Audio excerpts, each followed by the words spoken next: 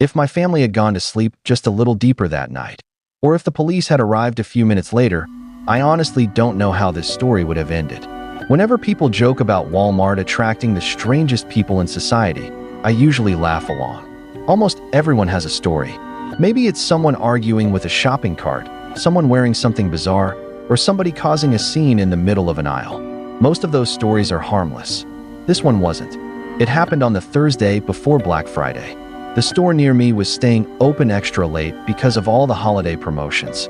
Around 11 o'clock that night, I drove over hoping to grab a new laptop that had been advertised as one of the best deals of the season. The place was busy, but not packed. Employees looked exhausted, customers wandered around comparing prices, and the constant hum of fluorescent lights filled the store. Shopping carts rattled across the floor, while overhead announcements echoed through the building. I headed straight for electronics. After looking around for a few minutes, I spotted the exact laptop I wanted sitting on the shelf. Judging by the nearly empty display, there weren't many left. I picked up the box and turned it over to read the specifications. That was when I heard a voice behind me. "Hey." The tone immediately made me uncomfortable. I turned and saw a huge man standing only a few feet away. He looked dirty, disheveled, and exhausted. His clothes appeared stained. His hair was messy. His eyes seemed strangely intense, like he hadn't slept in days. He pointed directly at the laptop in my hands. "I need that." At first I thought he was joking. "I'm sorry," I said. "I think it's the last one." His expression changed instantly. The irritation on his face transformed into anger so quickly that it caught me off guard. His shoulders tightened. His jaw clenched. "No," he said. "I need that laptop." Something about the way he said it made my stomach knot. There was no normal disappointment in his voice. It sounded more like a demand. And within seconds, what should have been a simple conversation became something much more unsettling. The man stepped closer. People often talk about instincts. That feeling that appears before your brain has fully processed a situation. Mine was screaming at me to get away. "I'm sorry," I repeated. "There's nothing I can do." His voice grew louder. He started ranting about how badly he needed a laptop. At first, a few nearby customers glanced over. Then more people began watching. The man wasn't simply frustrated. He was furious. His words became harder to follow as he continued talking. He seemed to jump from one thought to another. Every sentence sounded more aggressive than the last. I could feel my heart beating faster. Confrontations aren't something I deal with often, and there was something deeply unsettling about the way this guy looked at me. His eyes never left my face. It felt personal. I tightened my grip on the laptop box and began walking away. He followed for several steps, still yelling. Other shoppers stared as I moved toward the checkout area. One employee looked over, but didn't intervene. Eventually, the man stopped following me and remained behind in the electronics section. At least, that's what I thought. When I reached the checkout line, a couple of customers nearby tried to lighten the mood. "That guy's crazy," one of them said with a nervous laugh. I smiled awkwardly. The whole thing felt ridiculous. After paying, I carried the laptop to my car and drove home. During the drive, I kept replaying the encounter in my head. The guy had clearly been unstable, but I figured that was the end of it. I couldn't have been more wrong. By the time I got home, everyone in my family was asleep. The neighborhood was quiet. We lived in a closed community where almost every house sat back from the road with large driveways. At that hour, there was rarely any activity outside. I decided to enjoy my new purchase before going to bed. Instead of heading straight inside, I carried the laptop to the backyard and sat near the pool. The cool night air felt relaxing after the chaos of Walmart. For a while, everything seemed normal. Then suddenly, a motion-activated light on the side of the house clicked on. The bright beam cut through the darkness. I froze. The wooded area beside our property immediately came to mind. Animals occasionally triggered the sensor. But as I stared toward the shadows beyond the light, an uneasy feeling settled over me. Something about the silence felt wrong. I stood up and walked toward the side of the house. The motion light illuminated part of the yard, but beyond that, darkness swallowed everything. The small patch of woods next to our property looked especially black that night. I listened carefully. Nothing. No footsteps. No movement. No voices. Just silence. Eventually, I convinced myself it was probably an animal. That happened often enough. Still, I didn't feel comfortable staying outside anymore. I grabbed the laptop and headed inside. The moment the door locked behind me, I felt a little better. I settled into the living room and continued setting up the computer. For a while, everything was peaceful. Then a loud car alarm exploded outside. The sudden noise nearly made me jump off the couch. I rushed to the window and looked outside. My stomach dropped. It was my Cadillac. The alarm blared continuously, lighting up the street with flashing lights. I ran upstairs, grabbed my keys, and pressed the panic button from inside the house. Nothing happened. The alarm kept screaming. Annoyed and confused, I stepped onto the front porch and pressed the button again. This time it stopped. The neighborhood became quiet once more. That's when I noticed something strange.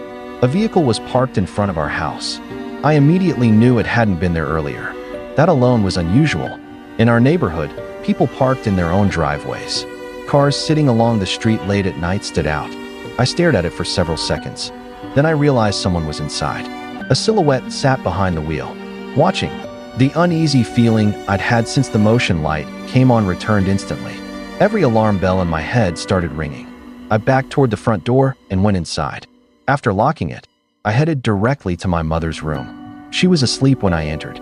"Mom," I whispered urgently. "I think there's somebody outside." She sat up immediately. I explained everything. The strange man at Walmart, the motion light, the car alarm, and the vehicle parked in front of the house. The more I talked, the more concerned she became. My father wasn't staying with us at the time because of a complicated family situation. Normally, he would have been there to help assess what was happening. Instead, it was just my mom, my younger sister, and me. My mother followed me downstairs. Neither of us spoke much. The tension in the house seemed to grow with every step toward the front door. When we finally reached it, she leaned toward the peephole. A second later, she gasped. Then she covered her mouth. The fear in her eyes told me everything before I even looked. I moved to the peephole and looked outside.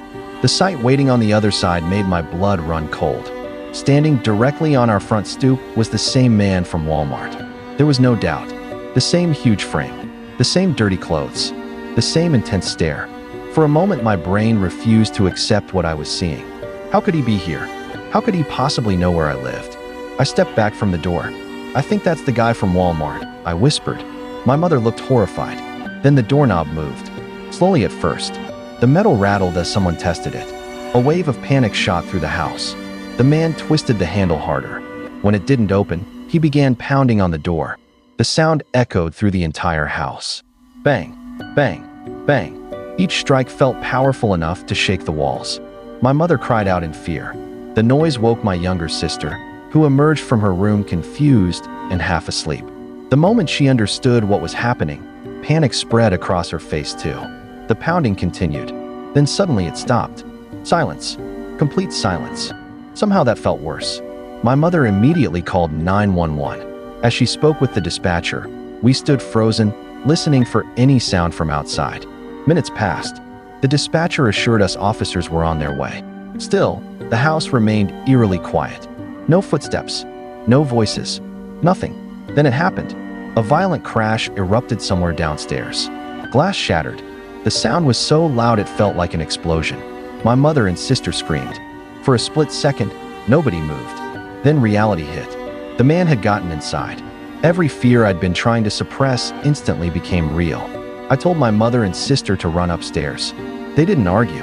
As they rushed away, I moved toward the den where the noise had come from.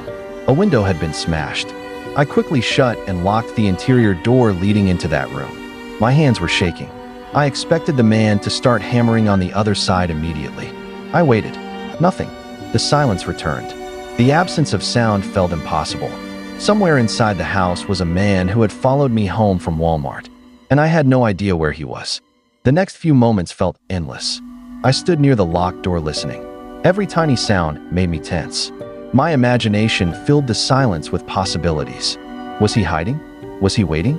Was he looking for another way through the house? I couldn't tell. Then, from outside, I heard something that instantly brought relief. A police siren. Brief. Sharp. Close. The response time seemed unbelievably fast. I rushed toward the front of the house. Red and blue lights flashed outside. Officers were already arriving. The fear that had been crushing my chest eased slightly. I ran out to meet them and quickly explained what had happened. The broken window. The man from Walmart. the fact that he was somewhere inside. The officers entered immediately. I led them toward the den. The shattered glass covered the floor. Cold night air drifted through the broken window. For several tense moments, the officers searched the room. Then one of them shouted. They had found him. The man was hiding behind one of our couches. Even after everything that had happened, the sight was shocking. He hadn't run. He hadn't tried to escape.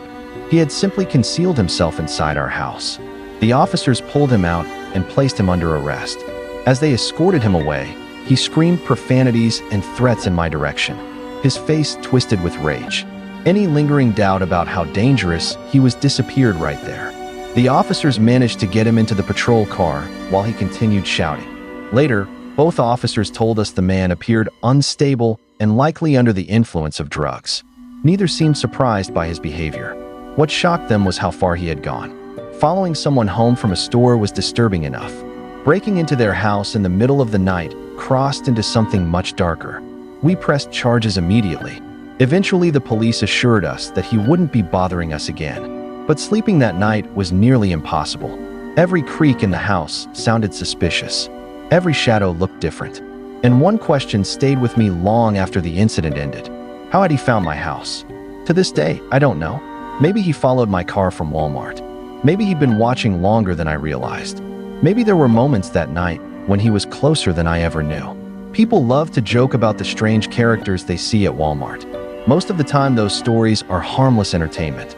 But sometimes, hidden among the harmless oddities, are people who are genuinely dangerous. And on one Thursday night before Black Friday, I learned that lesson in the most terrifying way possible.